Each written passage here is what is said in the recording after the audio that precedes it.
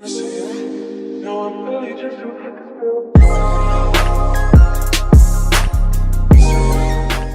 it's Amaya K. Welcome or welcome back to aMaYa's Take. And today we're doing things a little bit different. Today it's not just me giving my take. Today I have a guest. And so without further ado, here is JD, aka Justin Davis. And so you can take it away. Perfect. Well, first of all, it's an honor to be on the show. I remember when you just had an idea, just a thought, and here you are, full circle. And I remember back when we had our IG live, way back. I think it was last January, if I'm not mistaken. I It's know been a it's like a while. year. Yeah, it's been like a Yeah, year.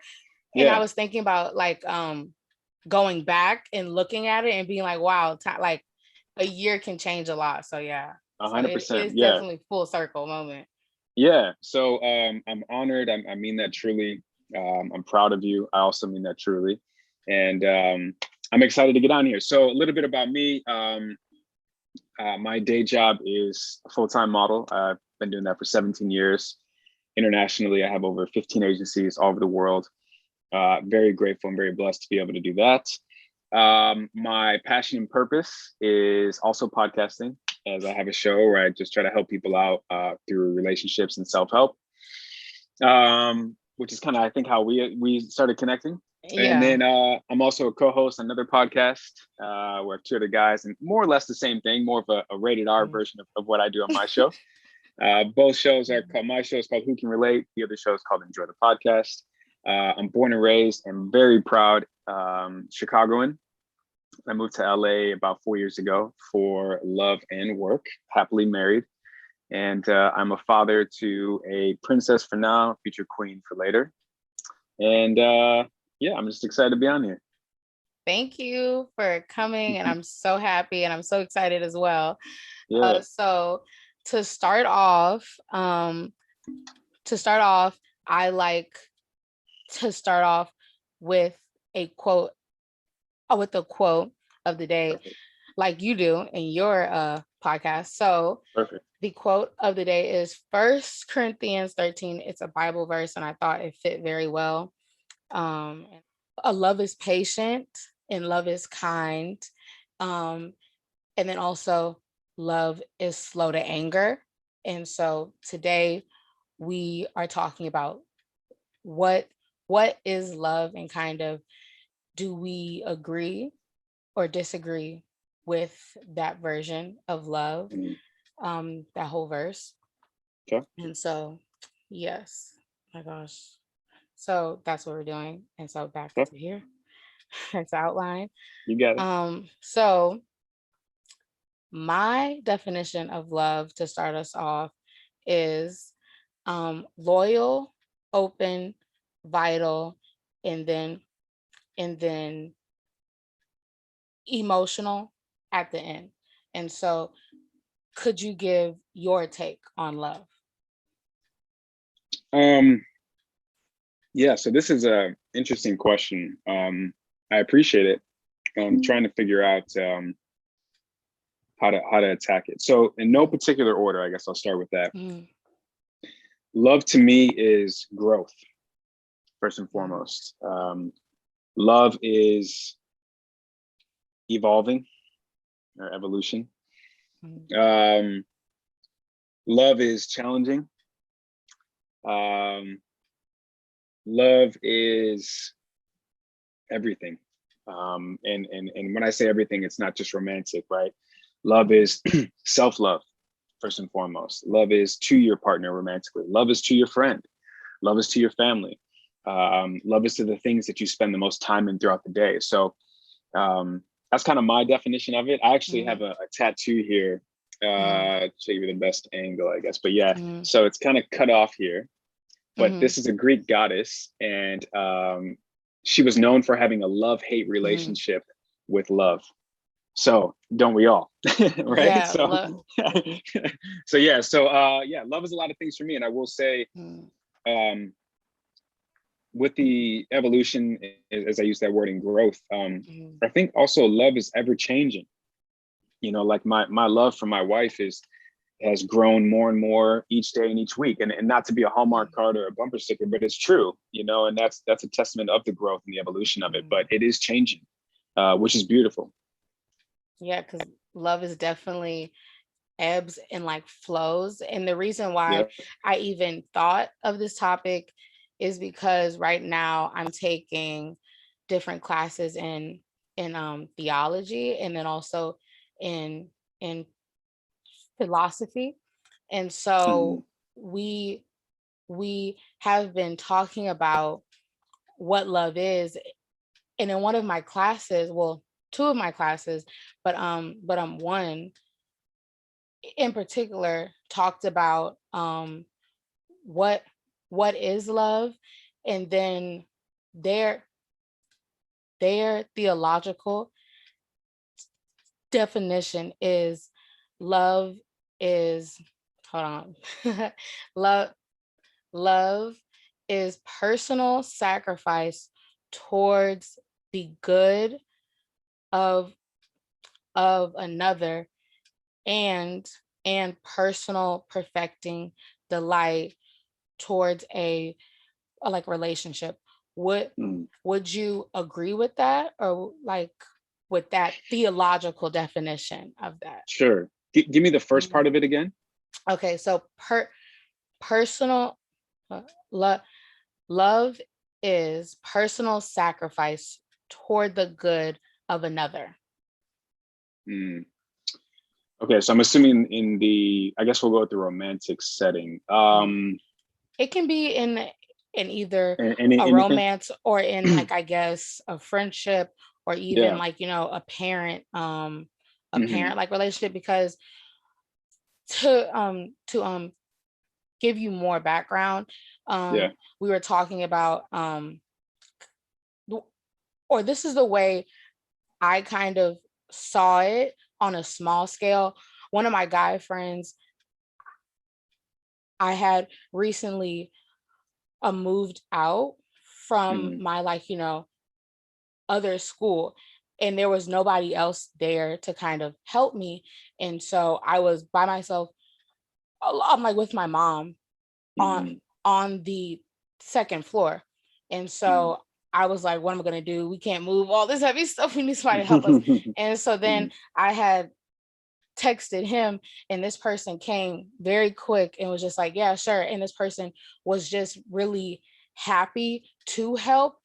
Hmm. And then basically while I was just in the class, I had thought about it, and then I was like, personal sacrifice, because Hmm.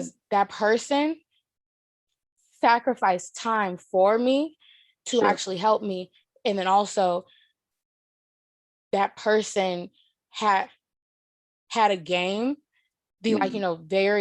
very next day, and I just was like, wow, that person actually cared enough about me to actually help Sure. me out, and wanted Hmm. to, and then did it with just a full-on smile, no complaints. And so basically that's what I'm kind of like referring to. And then like Hmm. love in a more like doesn't need to be like, a romantic in that way, but it can be towards Hmm. like friends, family, like, so Yeah, what do you think about that? that's a great example too. Mhm, I think I would agree, and I also mhm. think it's important to just note, as long as you still have boundaries, Yeah, boundaries are right? Because definitely important.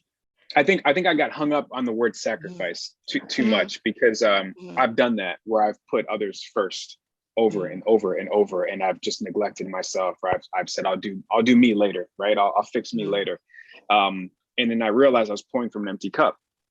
So with loving with sacrifice, I agree, and I guess I just mhm, add with boundaries. As long as I'm staying fulfilled and full as much as I can be for myself, because at the same time, it's like, imagine if the guy who helped you move, imagine if he was just having a bad day. Imagine if he just was running on E, and he was extending mhm, himself or overextending himself too mhm. much, and he's got nothing physically. He's just exhausted. He can't help you move the stuff that you're moving, right? Yeah. So how he was able to show up tells me he was starting Mhm, and pouring from a full cup.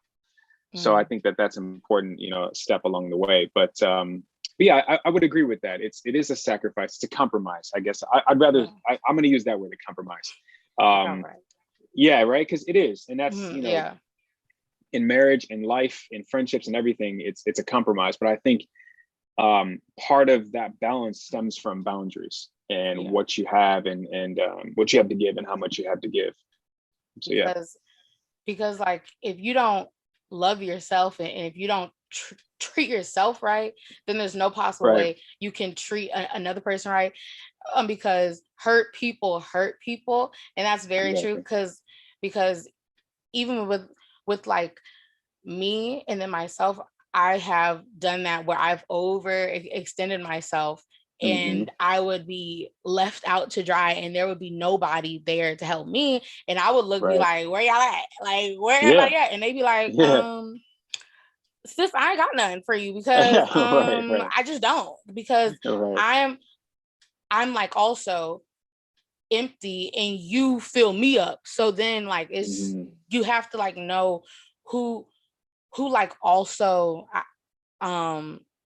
gives back to you. Too. And then also to know who to actually give it to, because because love shouldn't just be given so freely like that. Because and then like in that definition, I'm like, we do talk about being like, love is freely given, but I kind of don't agree with that part, is because I feel as though it's not always freely given, or like, doesn't need to be given like that, because if you do not discern who to give it to, then you'll go around just giving and having nothing in return, so 100%. So one question is, do you think love is a gift? The question is, do you think love is a gift? Do we sometimes think we are entitled to love?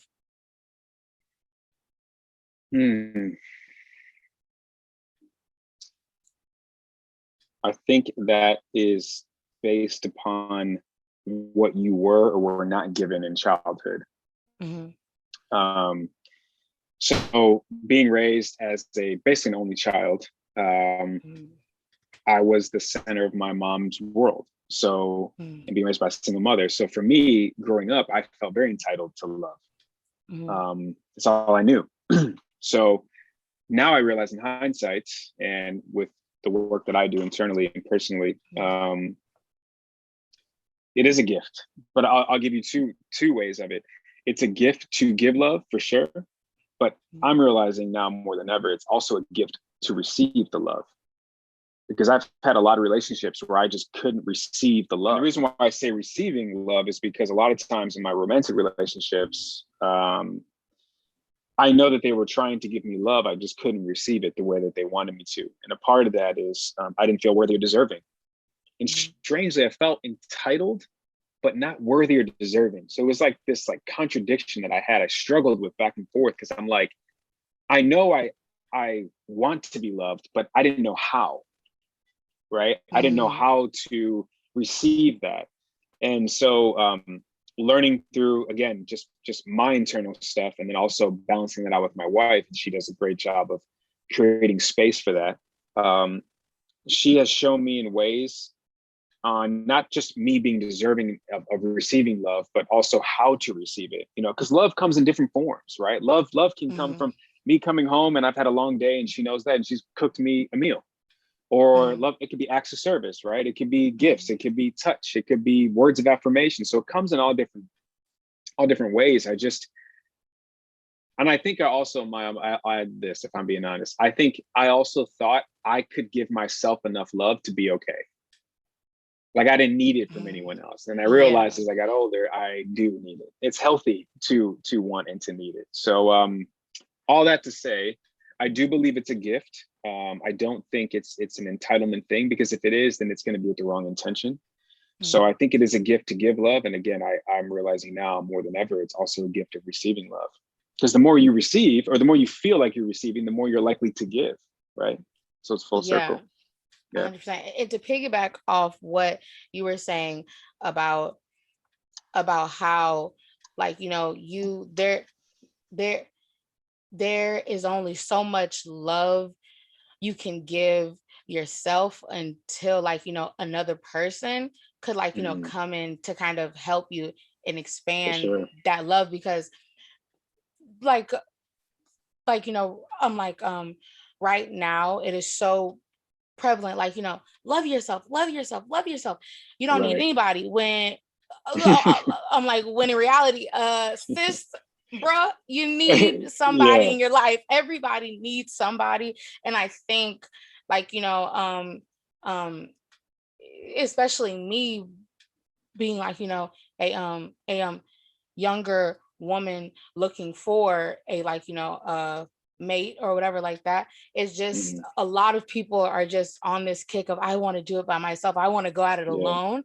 And it's like, I where where is this, like, narrative of, it's okay to love yourself. It's good. It is Mhm. healthy to love yourself, but it's also okay and it's good to allow somebody else in to also give Mhm. you love, to then Mhm. learn how to love yourself more deeply, and then also love them, and then also love other people in different ways. And you can learn from them, and then vice versa, because I Yeah. don't always hear that a lot. And I hear Mhm. just like, we can do it by ourselves, we can do it alone, when it's like, we're Mhm. all, like, um um relational creatures. That's the whole point of creation. With I'm like, without, like, each and every person, everybody plays Mhm. a role in this world to like, make it go round. So Mhm. like, I feel like there needs to be a way of being like, hey, love yourself, but also it's okay to love somebody else too.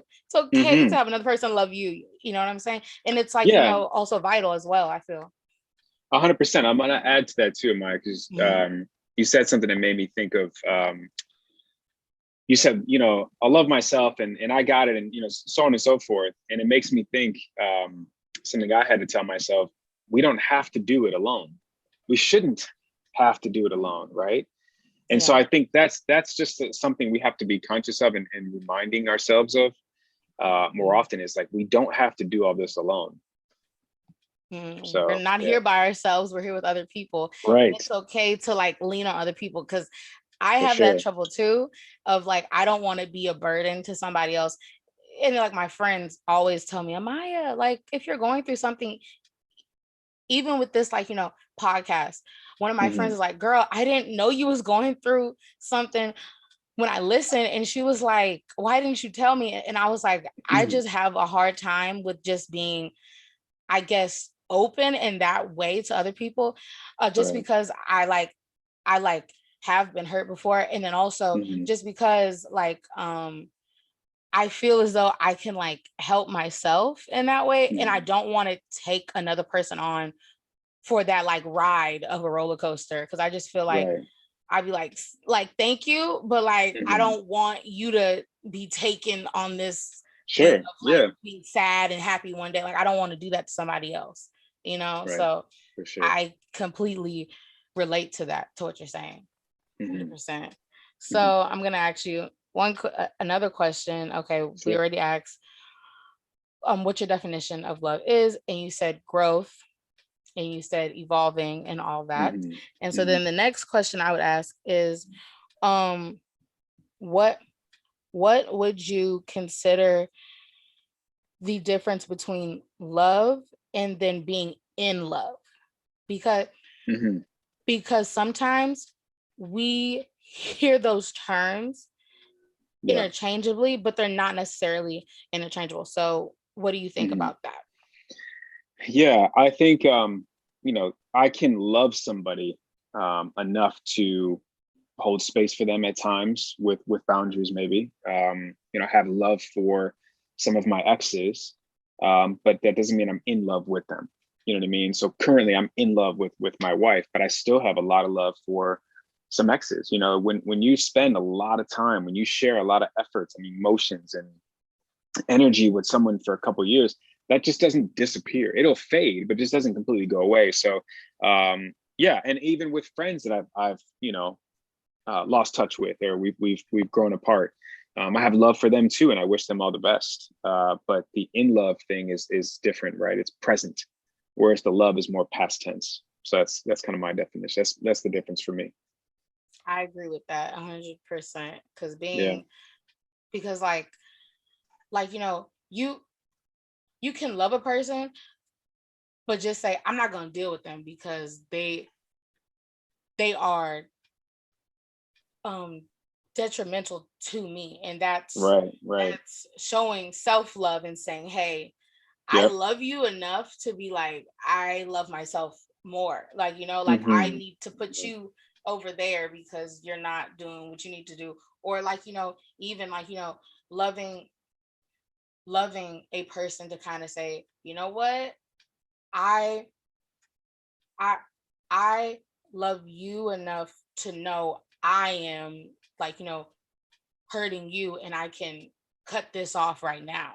You know what I'm Right. saying? To Right. be like, Yep. "Ugh, this Yep. relationship is not working for you. So, and I don't want to, like, abuse you. So I'm going Right. to cut off." And a Yeah. lot of people in my age bracket, from Mm-hmm. experience, they don't necessarily, know that. Cause Communicate that. like, Yeah. yeah, they don't. They like to, sit back, lie and Mm-hmm. say, "Oh no, I like you," or like, I like, love you. And I'm like, hold up, you don't Mm-hmm. know me enough. Cause even me, I feel as though people use love as a way to get stuff Sure. because they know people are like, "Oh my God, he loves me." Boo boo. No, he don't. Mm-hmm. You have to look for that person's actions and see if they align with what they're saying, because Mm-hmm. you can't get got with that, because people Yeah. can just tell you anything. They could tell you Mm-hmm. anything and they're lying. And I'm telling you, especially in like college, oh, the dudes and then also girls. Okay, Right. I'm not gonna leave us out. We like to, no, I'm not Sure. gonna leave us out. Everybody lies and they'll say, "Oh, I care about you so much," knowing Mm-hmm. in the back of their mind they don't really care about you. They just care about themselves and getting what they want from that relationship. And Mm-hmm. so to say that, there's a question Mm-hmm. on here. Perfect. Good Um, transition. yes, there's a question on here. It says, oh my God, I'm trying to find it. Have you ever been let down by love? Yes. Have you ever been let down by love? And so if you could expand on that. That's a great question, by the way. It's probably one of my favorites from the outline. Um, yes, I have. Short answer, but not romantically yet. Um, I was let down by love from parents, where I was the second choice from my mother in a situation where she chose a man over me. Um, Throughout my whole life with my dad, I don't even know what number choice, but I wasn't number one. He had a lot of things before me. So yeah, I was definitely let down by love. And the reason why I say not romantically, just being totally transparent, is because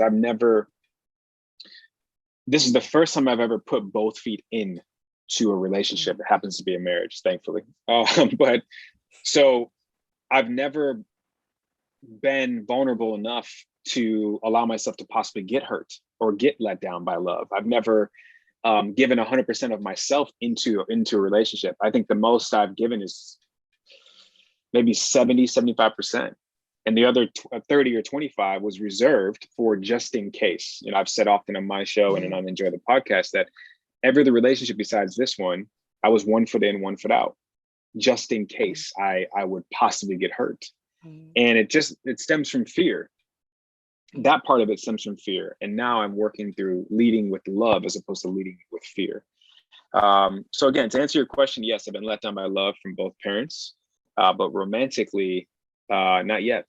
And that's probably because I've been so guarded, which is not necessarily a thing I'm proud of, but yeah. Yeah. I feel as though it is. important to like kind of like guard yourself in a way, even though Yeah. people don't always like I guess agree with that, but it is like, Hmm. I think it is a risk either way to like love somebody, and you just have to be careful to like Right. who you give it to, Yep. like you like also I Boundaries. have trust issues. Yeah. Also I have Yeah. trust issues. I don't know where they come Sure. from, but I have trust issues to where I don't necessarily Hmm. trust everybody, to where I'm like, are they lying? Like Sure. Sure. I feel like I'm being punked. I feel like I'm being lied to. That kind of Yeah. situation. So Yeah. I can completely relate to kind of like, Hmm. let me guard myself, let me guard my heart, Yeah. which not to bring the like Bible into it, but it does say guard your heart above like Hmm. all else, because that's Sure. Sure. important, because people can hurt you and people Yeah. can let you down. So like Hmm. with that, to just be mindful of just who you are allowing in your space, and then to Yeah. like to kind of like see if their like actions align with their words, type of thing. Yeah. Sure. So So let's unpack that part a little bit, Amaya. Knowing that you have to use your discernment, back to that word, mhm, to know who to let into your life and who to give your heart mhm, to. And part of that for me, um, the reason why it was such a struggle is because I was that fear of getting hurt. And so what I realized was, bumper sticker, I guess it sounds like, but I knew in order for me to get something I've never had before, I have to do something I've never done before. And so for me to have, right, to have mhm, a wife and to have a mhm, marriage and to have, I have a mhm. daughter, but it was in a previous relationship. But for my wife and I to build our future family, I have to do something I've never done before, which is let love in, Yeah. which is tell myself, this is okay. This is the person to give my heart to, right? This is the Mhm. person to let the guard down for. Um, it sounds simple now, okay, but this was like Mhm. years of therapy and years of reading and years of just talking to my circle about Mhm. literally, how do I Yeah. let it down? Because it's my innate nature. It's in me, every bit of it, to just do this and keep people away because I don't want to get hurt, right? So Yeah. it took a long time to understand. Um, I can't keep saying I want this, but I'm not willing to do this. It just doesn't work. And so I'm happy to report now that, the one time I actually, put my guard down, so far we're rolling, we're working well. But it took me years to kind of figure that out.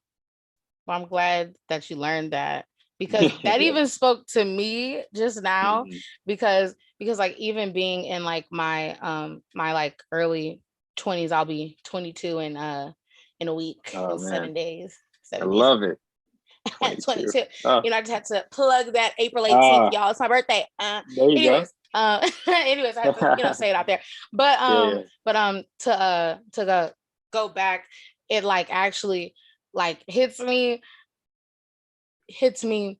because I've always been a very shy person, but I've always Mm, wanted a like like relationship, and I've always been like so shy, and I don't like make moves towards that, and I'm always like mm, expecting another person, but like sometimes you have to like take that leap of faith. You have to like right. shoot your shot, like Yeah. even though you don't want to, and that's like where like I'm at right now, is to where I'm like, "Ooh, I don't know," and Hmm. then see, I know where it's from. It's from fear of being like rejected by another Right. person, and I Right. like I know that it's not like personal, but Hmm. rejection is a little bit personal, because it is, Oh, they for just don't sure. necessarily, yeah, it's Yeah. personal, and I hate whenever people say it's not personal. Baby, they are saying they don't want to be with To you some or degree, it is. me. Yeah. It's to some small, not even small, it's like, I would say it's like 60-40 maybe. I don't know Hmm. which part is personal, but I would say it's like Hmm. 60-40 like personal, and then the like other part is not as personal. So like I definitely relate to, you have to do things that you haven't done to kind of get Yeah. what you Right. want, and then also to kind of just like break that fear, because it's like you can't live Yeah. in fear forever. And I'm Right. not a risk taker by nature. I'm someone like, I like Sure. to stay in the box. Like right here, I like to stay in We the all box. do. Yeah. Yeah. And growth doesn't happen unless you are Right. pulled or pushed out of your, comfort zone, out that Comfort zone. box. You gotta be out the box 100%. sometimes. 100%. So Yeah. Also, that too, definitely like with succeed. the with the rejection thing. Back to that, I've Mhm. said before, it's not rejection, it's redirection, Yeah. right? And also, in order to again have something you never had before, you have to do something you never done. But it's also in order for you to have success in something, you have had to have failed along the way. So, we're just so afraid to fail. We're so afraid to get uncomfortable, right? So Yeah. I know it's just this battle. I'm 35 trying to figure it out. So Yeah. 22, about to be 23. Like, enjoy the process. That's all I'll say. Oh, which is, I like to rush things. My mama keeps So telling do I. me, Amaya. Yeah, Amaya's like mom was like, why are you rushing, Amaya? Like, why are you rushing? I'm like, I don't Yeah. know. And I have to like think about like what am I rushing to?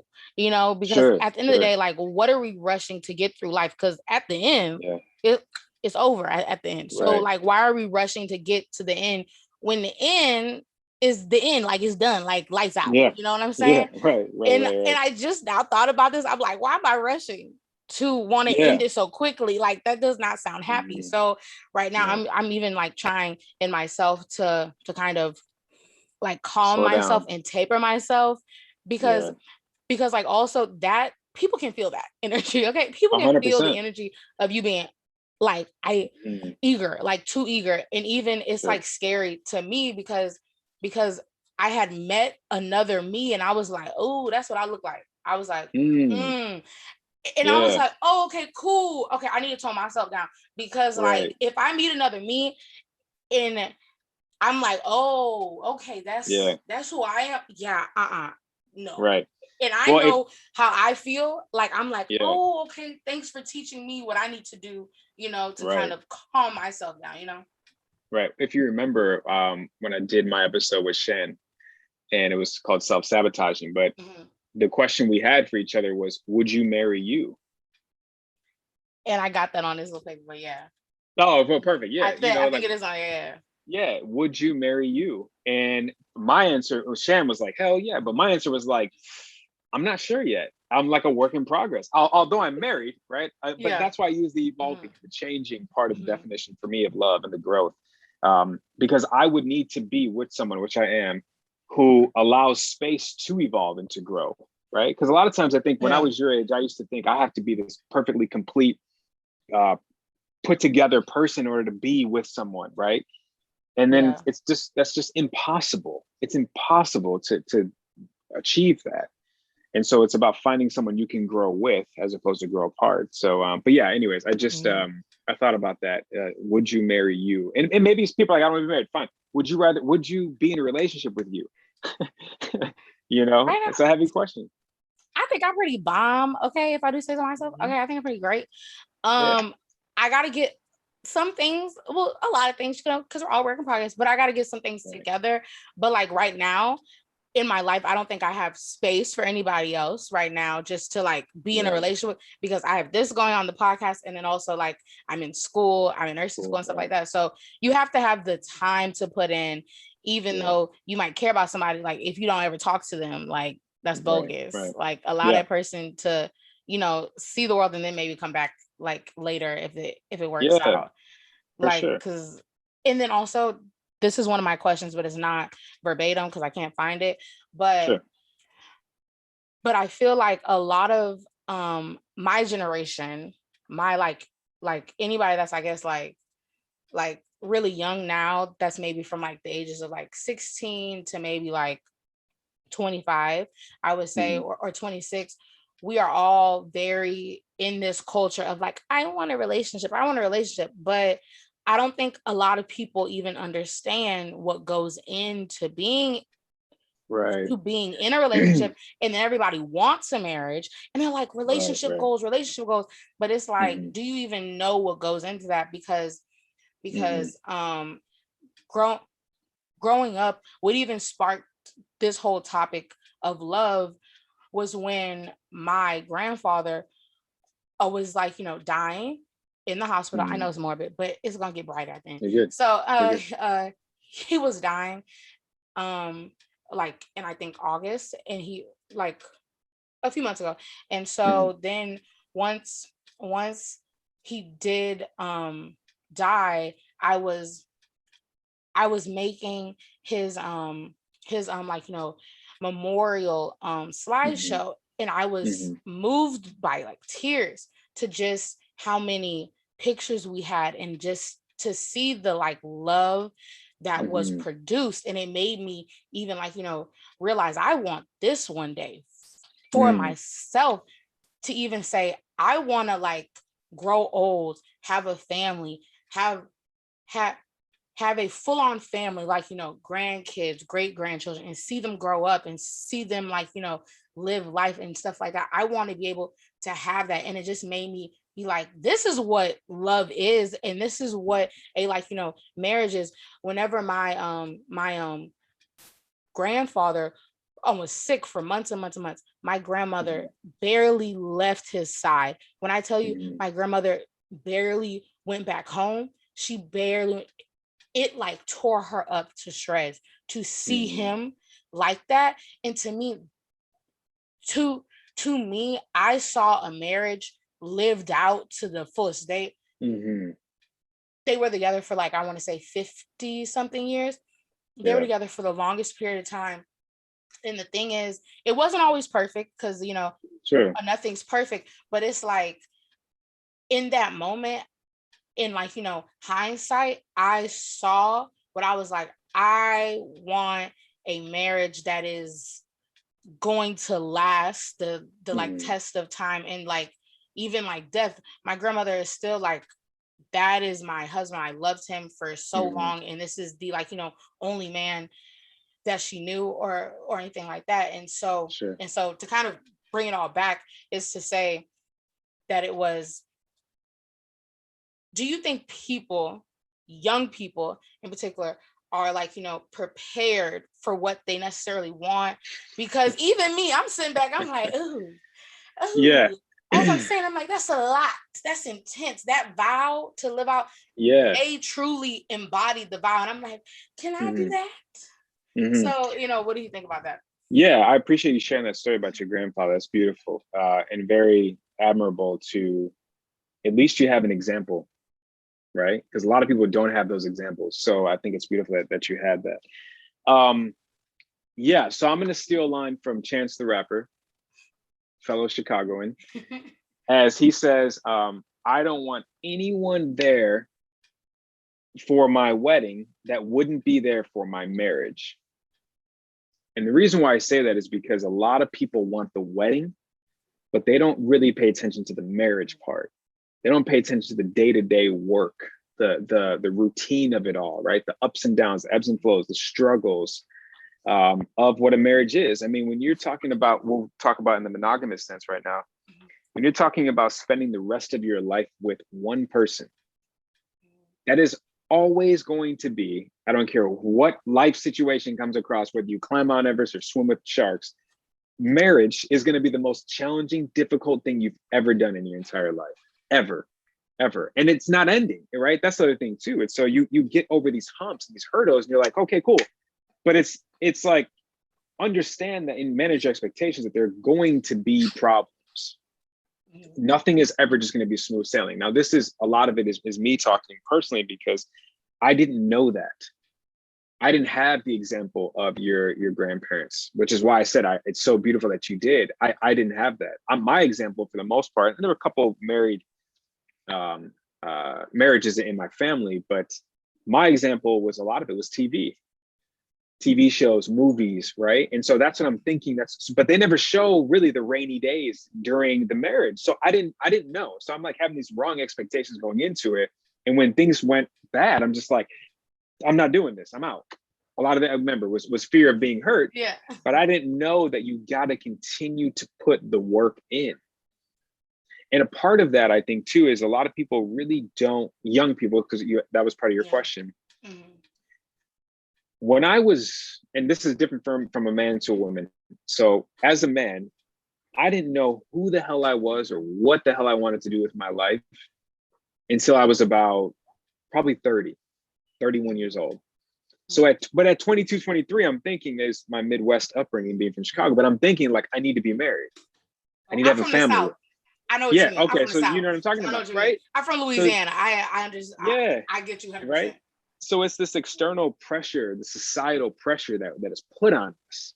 And maybe it's a family pressure too, right? That's put on us. And I'm sure for women, it's totally different because one and a half kids that mess with me because I'm like, but I'm not ready yet. I'm trying to take care of me, let alone someone else and a child, right? Yeah. But throughout the pressures, I just realized like, you know, it doesn't have to be this difficult. I need to take the time and the necessary steps to learn who I am in and out, to learn how I need and want to be loved, so I can help give this blueprint to whoever else. So full circle, do I think young people know what it takes to be in a marriage? Hell no is the answer. And I wish your generation would just be more patient and really spend as much time and effort as energy as you guys do into the potential I want to have a marriage. Just put that time, energy into yourself, into I want to be the best version of me. Yeah, go ahead. Let me tell you, being in this generation, I've Yeah. like, and I even was like, talking about this to myself. Look, I talk to myself. Geniuses talk to themselves. So, that's what Kevin Gates says. So I'm a genius. I talk to myself. Anyways, so I was having this conversation with myself of saying, why are we so in a rush to go back to being in a rush and not being patient? Because that's not my virtue. I've learned that I just want it now and I want to check stuff off the box, and to like, achieve certain things. And I think it's because of, what we've kind of grown up on, which is Facebook, Instagram, Twitter, Instacart, Amazon. We've like had all these things given to us so quick. YouTube, everything is at our fingertips. Like, it's on the phone, it's on the computer. We don't have to do nothing. And I just think nowadays, not to call us out, but I'm gonna call us out, I think we're a little lazy, and we also lack a lot of experience. If you look Right. at like just in general, I think as we get younger, older, like, the younger generation is way more less experienced and isn't doing or whatever our parents were doing at, like, our age. For example, my parents, they met when I was 20, when they were my age. Yeah. My mom was my age, and they dated for like 4 years and then got married. So that's not really happening nowadays. People are they're not even really talking to people. They're on like these apps talking to Or they're people. talking to multiple people. Yeah, or they're talking to multiple people. Yeah. Also, you have so many options now. People can't choose. Have you ever been to like, a restaurant and they have just everything? You like, I don't even know what I want. It's I want some of overwhelming. this. You like, well, maybe I'm just gonna have a bite of everything. And that's what happens. Everybody has a bite of everything. And so if we all want this one thing, which is marriage, relationships, whatever it is, we all strive for that. But it's like, we haven't, I don't think, trained ourselves, and we haven't been taught how to slow ourselves down because of what we've been, accustomed to and raised with this generation of, of the Facebooks, the Instagram, the Twitters, the TikToks, everything is, like that. So well, you hit it right in the head. I mean, we and this is just even for my generation as a millennial, we have no patience. Everything is instant, everything is at my fingertips, like you said. And the variety of options continues to get, like, I'll use the word worse, I guess, for lack of a better word, because it is truly, it's like too many things are dangerous. Too many options are dangerous. So it's overwhelming, and I think it's something that I just wish, again, your generation and maybe some of mine still was just a little bit more patient, and just, again, as much time as we want and energy and thoughts spend on our future, we have to be present and we have to enjoy this process as well, because part of who you're becoming now will help you when you find your person. You know what I mean? And part of the experiences that you're going to go through, the ups and downs, will help you when you're ready to settle down.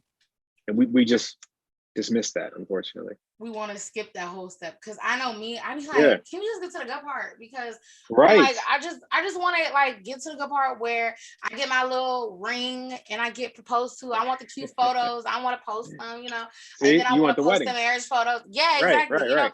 Mm-hmm. That's my generation. We want, like, we just want to be cute. Like, we just, Yeah. and then when you get married, it's the wedding is Now what? over. You have Yeah. accomplished, and then people are like, yeah, let's get divorced. Right. Let's get And annulment. that's, yes. Yeah. I was gonna say that's another thing too. Divorce right now is just, it's so easy to do nowadays. You know what I mean? It's whereas as our parents' generation was totally different. And not to say, because I believe in divorce. If it's no longer serving Oh you, you yeah, have to let it go. But 100%. it's just we're quick to just throw in the towel without doing the work. Yeah, because everybody, I think, is looking. Well, not everybody. Let me not use that, but like Right. a lot Most of people. people, yeah, Yeah. most Hmm. are, anticipating the wedding, the like fairy tale, when in reality, like, it ain't what it's cracked up to be. Right. Because I I have seen marriages, and I've seen relationships, I've seen failed marriages, I've seen failed relationships, and so I've seen like people in marriages, and marriage is like hard, especially when you want to have kids. That's Right. even that's Yeah. what, Whole like, nother level. can like cause issues as well, is Yeah. because it's two people coming together. And I was even like thinking, I was like, do people like really understand? It is two people Hmm.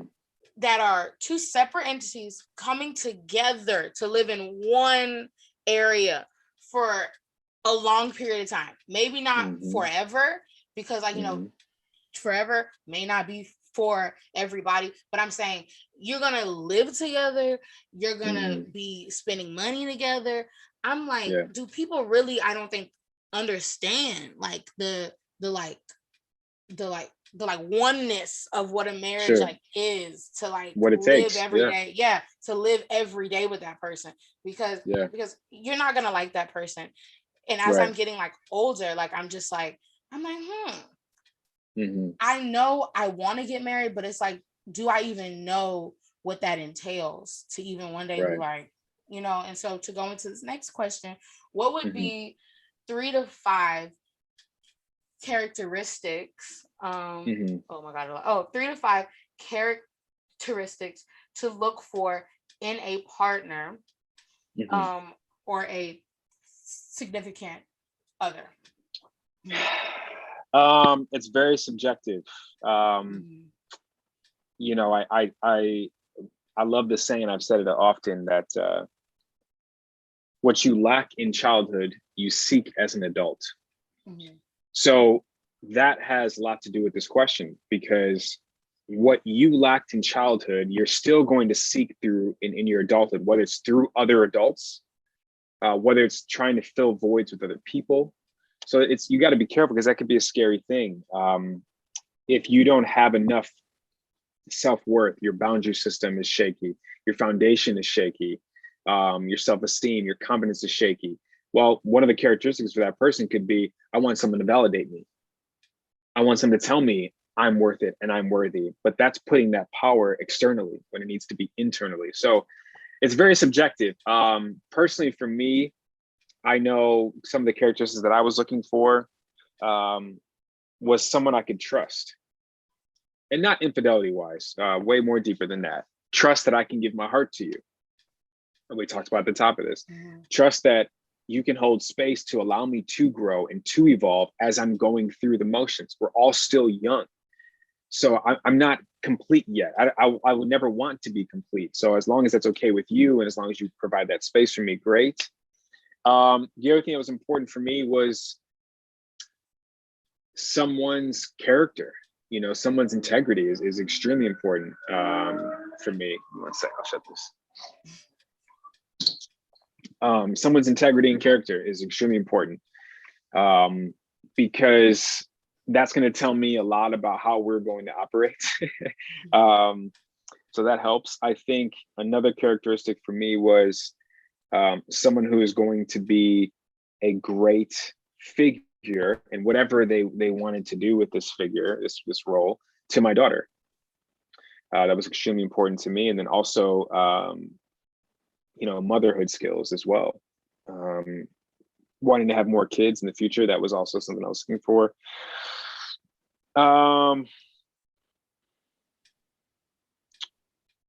And someone I could grow with. That was also something I was really was high on my list. But again, it's very subjective. You could ask that question to 10 people and they can give you, 50 answers if they each gave you 5. That's it for me. And also too, that's it for me now, today. Mm-hmm. And when I was, really looking at 30, 31, 32, post my, exes and doing some work and changing some necessary things that I need to in my life. But if you would ask me this at 22 years old, I don't think I would have given you half of those answers. So it'd be completely different. You said right. It'd be completely different things, because as you like grow and evolve and then learn, you also learn what you don't necessarily want in a partner and what you do want, and also something. Oh, maybe I need to change what I do want and change my standards. I just thought of 2 questions that like aren't on the paper, but no worries. This question I saw on TikTok, and the thing is, they say people should marry. Okay, I'm gonna break it down. If you were to meet a person, right, and you're like, okay, cool, that person, they were saying you should be okay to marry that person if they never change. And so not in the hopes of if they do change. Do you kind of like understand what I'm getting at? I can't great. eloquently say it, but like no, I get it. Yeah. Is if that's really that good. person like never changes, are you okay with that type of situation? So that was the first question. That's great.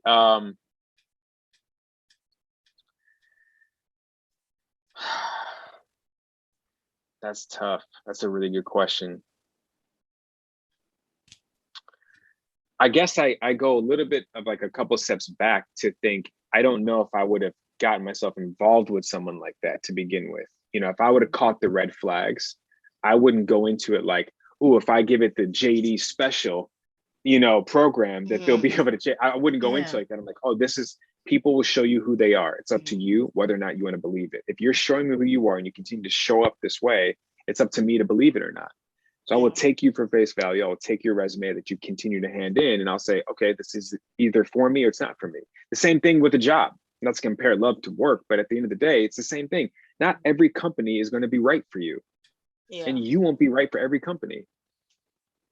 So it's the same thing with people. So again, I don't think I would even have gotten to that step of like, I've been wanting you to change, you're not changing, why aren't you changing? Like it would be way before that I would catch it. Again, now. You're like 22-year-old JD. Totally different. 22, I'm like, let's figure this out together. And it probably wouldn't have been good. So yeah. And that's what a lot of people my age, 22, about to be 22, we're like, let's just figure it out. Yeah, just jump. Right. No. There has to be some intention. And that's why I say I'm an old lady. And that's why I feel like I'm so selective on like who I want to be with. And then people in the past used to say, oh, you don't like nobody. I said, I don't like their internal. Like I was like, I don't like what I see. I feel as though I can see a person not just for like the outside. They could look cute, but they could be ugly on the inside. And that's very important. And I feel like people need to be like attuned to that. Not just like a cute face is not everything.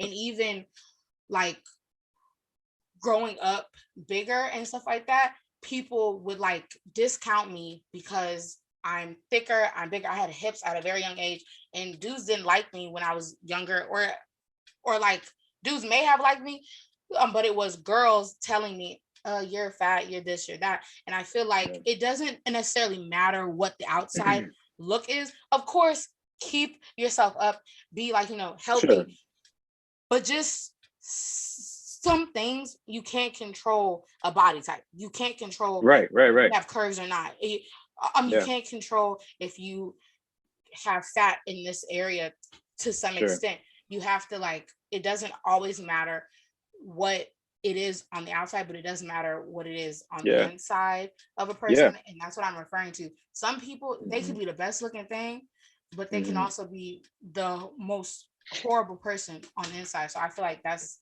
valid to say. Yeah. I don't know why I said this, but I felt Well, like I'll add to it, and I'll quote Mhm. another fellow Chicagoan, Mr. Kanye, and he Okay, says Kanye. the right. He says the Mhm, prettiest people do the ugliest things.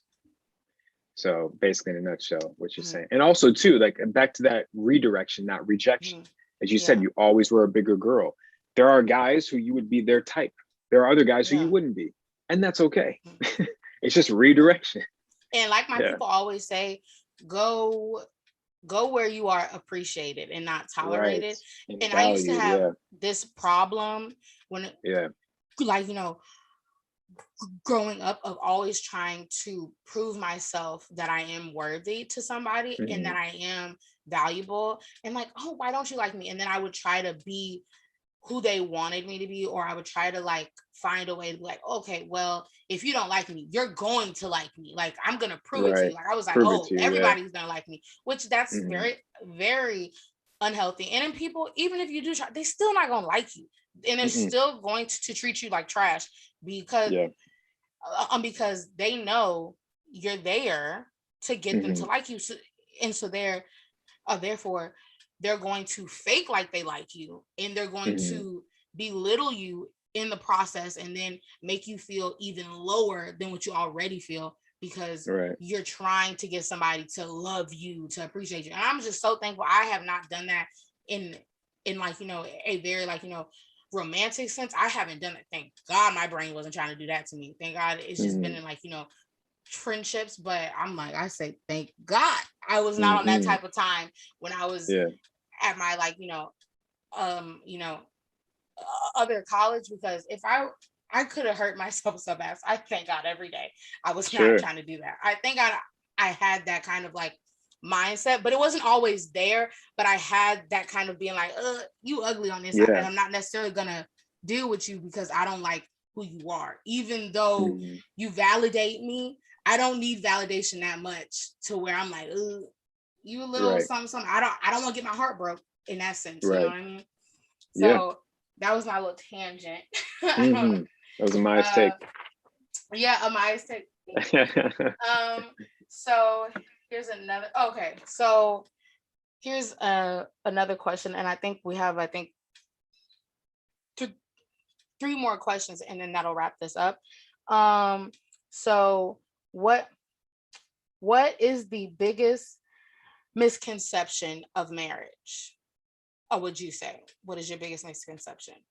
Or not your, but like people's Yeah. misconception about it? I'm Or what looking was too. It yours says, mhm. going into it? Yeah. Mhm. um,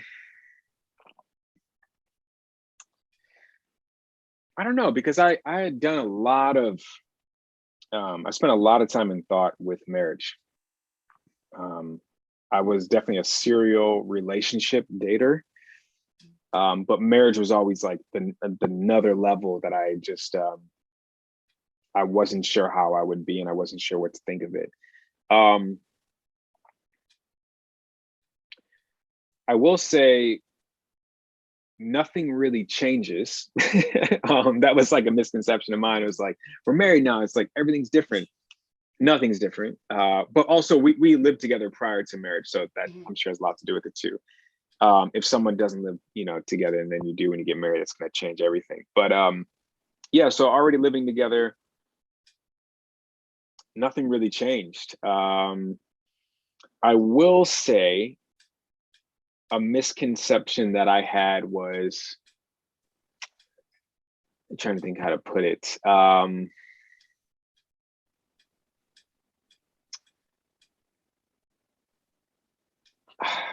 Hmm, I guess that's not a misconception. Now that I think about it, because I guess I was pretty aware of it. Um, I guess just how much work. I guess is where I was leaning towards. I knew it was work. Everyone says marriage is work, but again, that's also subjective.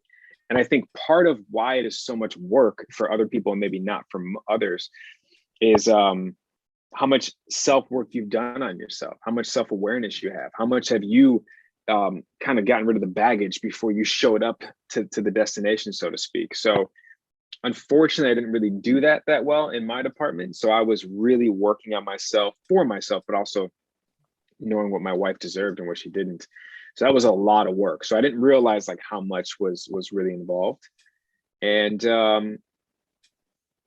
I think what is also nice, I don't know if it's a misconception or not, but what is very what I love about marriage, I think the most, is knowing that I'm not alone in dealing with things. So again, that's like a personal thing for me, whereas I've always felt alone from childhood up until long time through adulthood. So knowing that I have help, knowing that I can ask for help, which is a whole nother thing too, is healthy. It's so healthy for so many different reasons. So yeah, I mean, I didn't really answer your question, the biggest misconception, because again, I had done a lot of research prior to marriage, but how much work and then knowing that I'm not alone in it is very helpful. Okay, I would say which those are great points. And I would say, I'm not married, single, been single my whole life. I would say, to even like witness a marriage, I would say the things I would think a marriage is.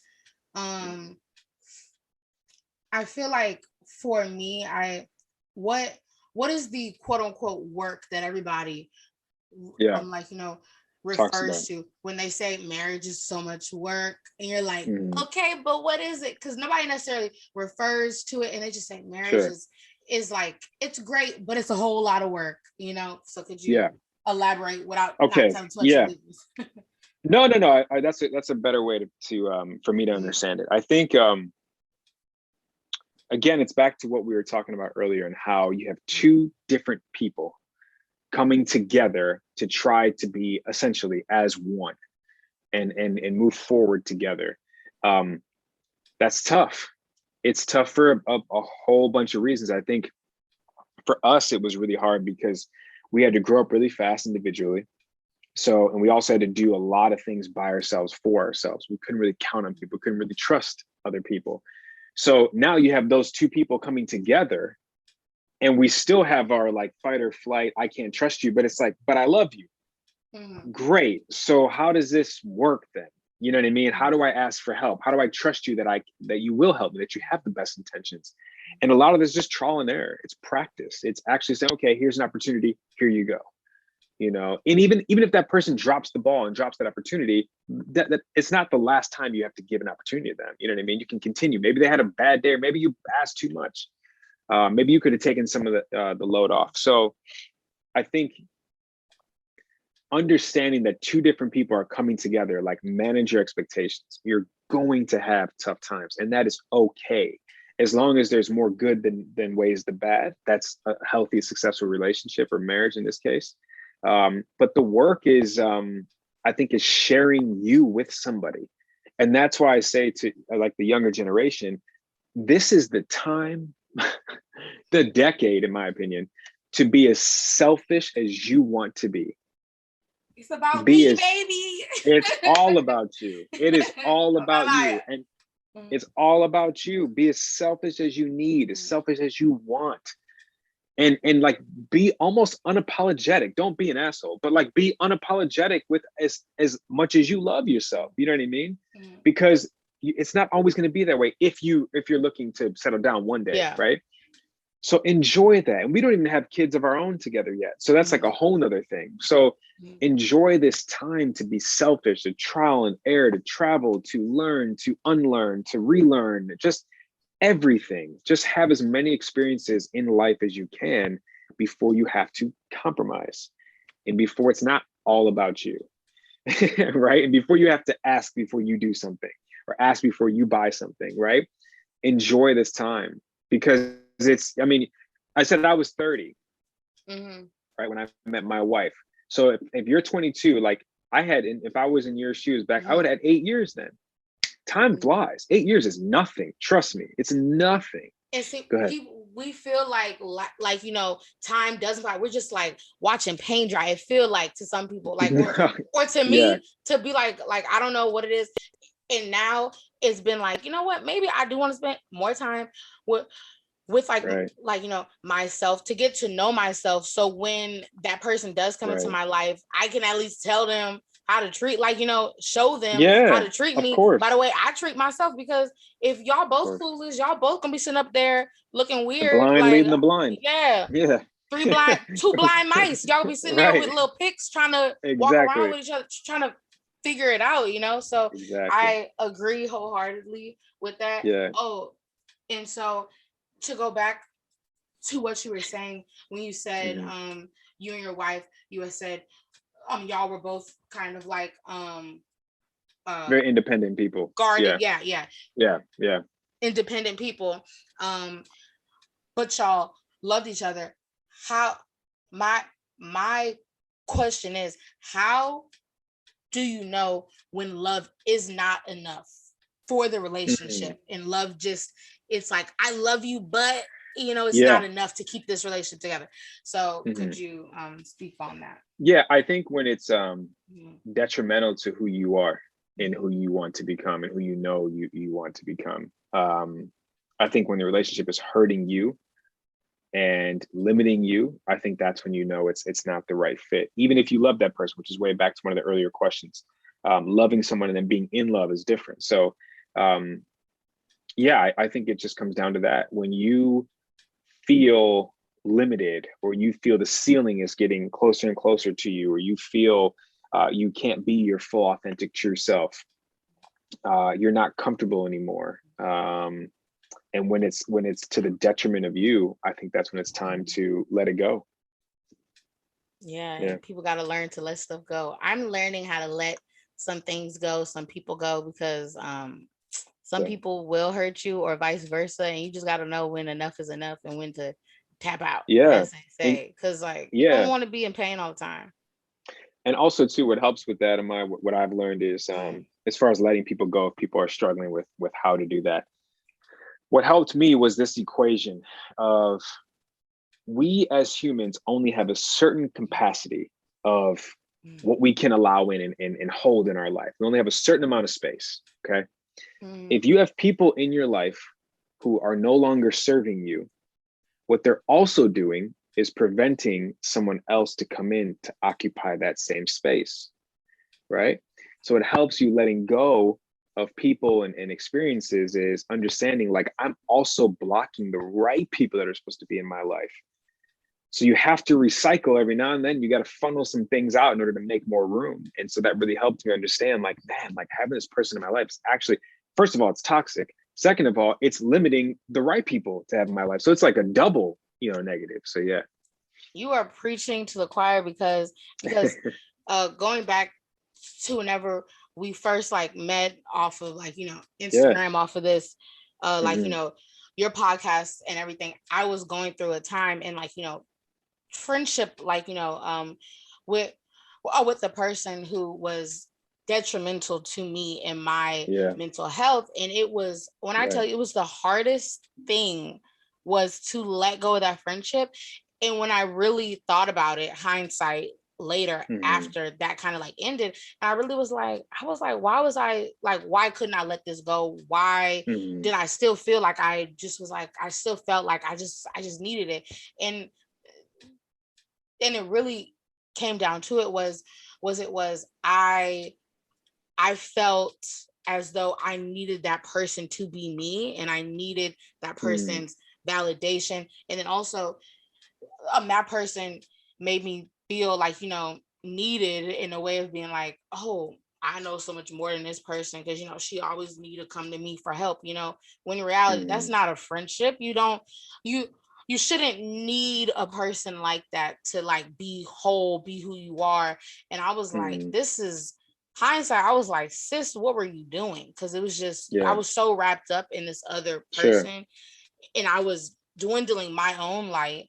And I'm glad that I'm Hmm. able to kind of Hmm. think about it, and then talk with you to kind of Sure. learn, hey, if something is detrimental to you, Please let it go. It'll Mhm. be better in the long run. I'm here to tell you, it'll be better in Yeah. the long run. Okay. I'm Right, doing for much better. sure. And like, Yeah. that person as Mhm. well, I hope they're doing a Sure. lot better, because it was not conducive to either of us, because Mhm. of me, I didn't speak up for myself. Mhm. I wouldn't say like, hey, this is bothering me, because I had fear of that person leaving Mhm. or getting upset with me and then fighting, and I didn't like Conflict. confrontation. Like I don't I, Yeah. like Yeah. I used to be the person, I was like, I'm gonna hold my tongue. No, I don't Mhm. do that anymore, Mhm. because that caused a lot more problems. And looking back, I was like, and I'm not gonna put it all on me, but I Mhm. played a big part in why that didn't work out. Mind you, Right. we we may not have, like, um aligned whatsoever, but I played a part in the whole downfall of that, for just not saying how I felt from jump. If Right. somebody makes you feel bad, you should say how you feel. And it would have saved me and that person trouble from being like, hey, you know what? If I can't talk to you, maybe we don't need to be friends. And it would have saved everybody the time, the energy, Sure. the pain. Sure. You know what I'm saying? Yeah. So Yeah. But you needed that. But you needed to go through that to know that, though. And now you know. Next time, you yeah, better prepare. I did. And honestly, I'm going to clap it up for that friendship, because I learned so much from Sure. that. And also, I wouldn't be who I am today without it. I probably wouldn't have this podcast, because a lot of Mhm. my podcast is about, like, what I went through in those friendships that were not positive, and it wind up Right. turning out to be positive. So sometimes you go through hell and high water to get to the, like, the Mhm. the The growth greatness. Yeah, the and growth, the the greatness. greatness. Yeah, Yeah. and so Yeah. to end it off, well, one more question after this, Sure. to wrap it up. But on this question, in my Mhm. class, we were talking about the problem of pain, and then we were reading um a story, a book, whatever you want to call it. We were reading it, and it was basically asking this question: is love um synonymous with pain? So would you agree or Yeah. disagree with that It's a good statement? question. Um. hmm. I know it's a deep one. It's a Yeah. philosophy Yeah. class question. It's Yeah. a It's philosophy great. question. That's great. It's like the one That's time I wish I went to college. I wish I had had this class. Is love synonymous with pain? Yeah. I'm trying to find another way, but yes, it is. I'm trying to think of all the times, in my life and my relationships and experiences. Um, and I can't remember a time where I had one without the other. So yes, it is synonymous. And I guess I'll say this is the type of pain I don't mind going through, though. You know what I mean? Because it's worth it, so to speak. And even if it doesn't work out, it's okay. One thing that was such a crucial cornerstone piece rather in my life, when I was 30 and I went through this like self-intervention. At the time, my therapist gave me this. He said, I'm going to give you the win-win formula. He said, no matter what, when you put yourself out there into a relationship, friend or romantic, it's going to be a win-win. The obvious win is it works out.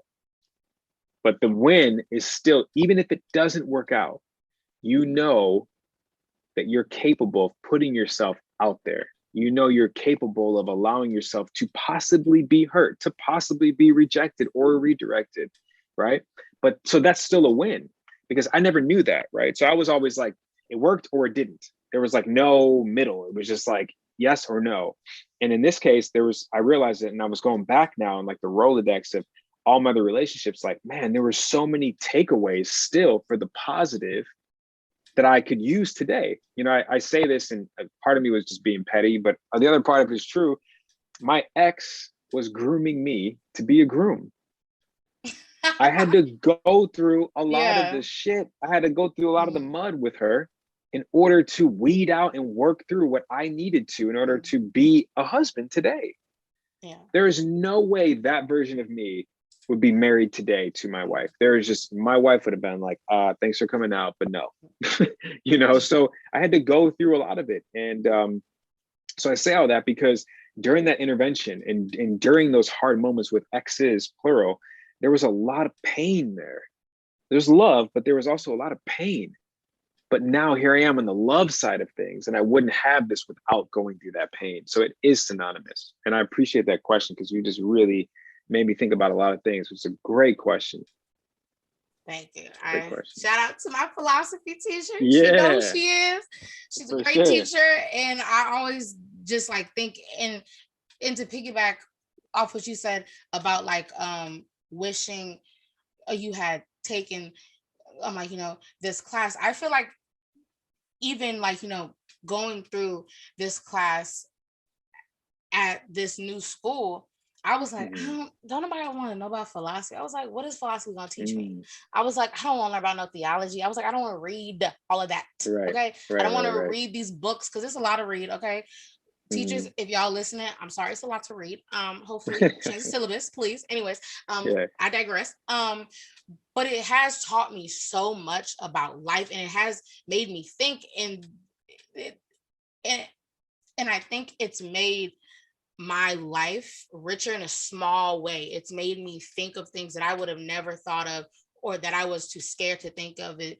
And it actually like makes you like really think about life. And that's why I'm saying, young people, I know I sound like an old woman, but I like to call myself old because I feel like I am a, you know, old person in a young person body.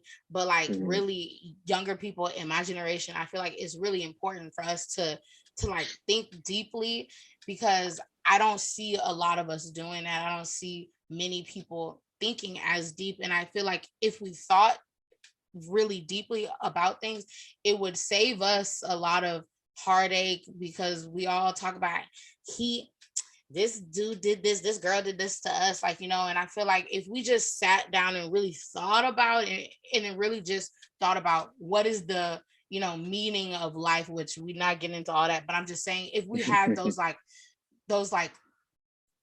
philosophical like talks, especially with like, you know, one another, you know, I feel like people would wind up being like, wow, I like this person that I never thought that I would like, and I learned so much about this person, and our friendships and our relationships would be so much deeper, because it can't just be I think you cute and you think I'm cute. It can't just be lust. Like, it can't just be full on lust. Like, like, where's it gonna go? If you want to be married, as we say, you can't, everybody gonna get old. Way more than that. Yeah, everybody gonna get saggy. Like, so what's up here, you know? What else? And so then to just end this off, what do you want people to kind of take away from this conversation? So what is JD's take? Yeah. Hopefully, you know, we've touched enough on the work part of relationships, you know, again, whether it's marriage or just relationships. And I will say that, yeah, there's going to be a lot of times where it's way harder work than you signed up for. But I guess my takeaway is just know that it's worth it. Even if it doesn't work, back to that win-win, you still have a win for yourself. You learned. You're always going to learn way more from your failures than your successes. So once I understood that, I was like excited to fail. You know what I mean? Because I was like, well, shit, at least now I know what I don't want or what I don't need. That is very clear now. When I was your age, I had a list of what I wanted in a wife. And there were so many things of what I wanted, and very little of what I didn't want. When I turned 30, it was the complete opposite. There was so much of what I didn't want and a couple things of what I wanted. And the reason why it shifted is because I was like, I have to just be willing to adapt. Like, I have my boundaries and I have my internal compass for the most part, but the material things and the physical things. I'm like, whatever, you know what I mean? But this is like, what I don't want is concrete, because my energy and my time and my efforts are something that cannot be for nothing. And if you come into contention with that, I can't do it. I won't do it. So again, my final takeaway is just understanding that the work is worth it, even if it doesn't work out. I should have said that. But I like the whole tie together with a little bow. If you didn't hear anything else, then you heard that. Okay, that it's worth it. Okay, which plug for my podcast that just came out today, which is am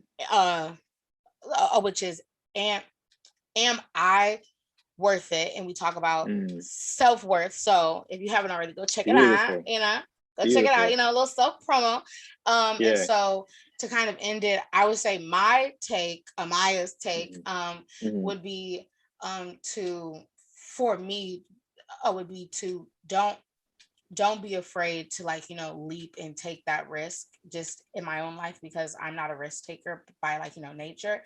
So don't be afraid to love, and it's okay to give love, and then also receive it, and also to be mindful of just who you are allowing in your space and who you are giving that love to, because not everybody deserves the love. Not everybody deserves it.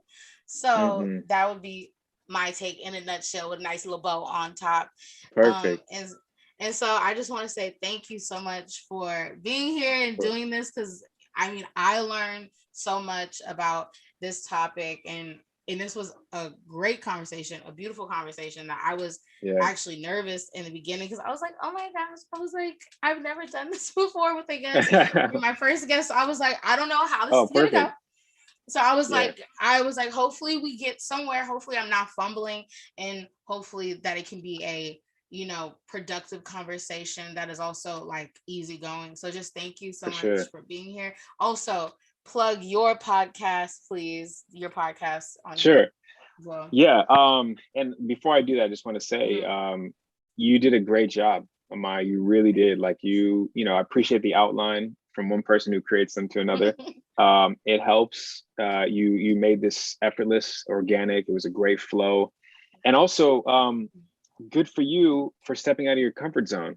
This is the first time you've done something like this, and I'm sure the intimidation factor was there, and like you said, you were nervous, but I couldn't tell. So you did a great job. I'm super happy for you.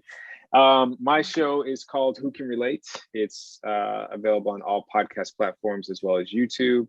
And again, I co-host on another show called Enjoy the Podcast. Same thing. We're on YouTube and all podcast platforms. My Instagram is at Mr. Just Davis. And this was great. This was really great. It's rare that I'm a guest, so it was nice. Yeah. Just thank you so much. And everybody, y'all know what to do. Stay blessed, stay beautiful. And this was our take. Have a great day.